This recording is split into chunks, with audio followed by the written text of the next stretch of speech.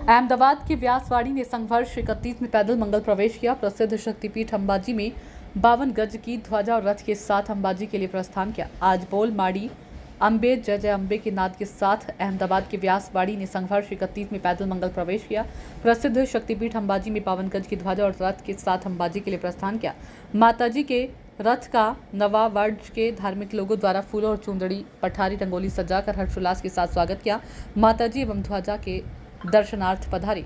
संघ प्रस्थान आज 3/9/2024 मंगलवार प्रातः 6 बजे शुभ स्थल व्यासवाड़ी सामुदायिक भवन नावावाड़ अहमदाबाद से प्रस्थान हुआ है, जो अंबाजी में 10/9/2024 मंगलवार पहुंचेगा। उस दिन भव्य गरबा कार्यक्रम होगा और ध्वजारोहण 11/9/2024 बुधवार सुबह 7 बजे करने वाले हैं। अहमदाबाद गुजरात से दर्शन के साथ सागर झाला की रिपोर्ट। व्यासवाड़ी पगपाळा संघ नवावाड़ अमदावाद छेल्ला અમે 30 વર્ષથી અંબાજી જઈ રહ્યા છીએ। અમારું 31મું વર્ષ છે। અમે માતાજીનો રથ 52 ગજની ધજા અને અમારા સંઘની અંદર 140થી 150 પદયાત્રીઓ લઈ જઈ રહ્યા છીએ। જય અંબે।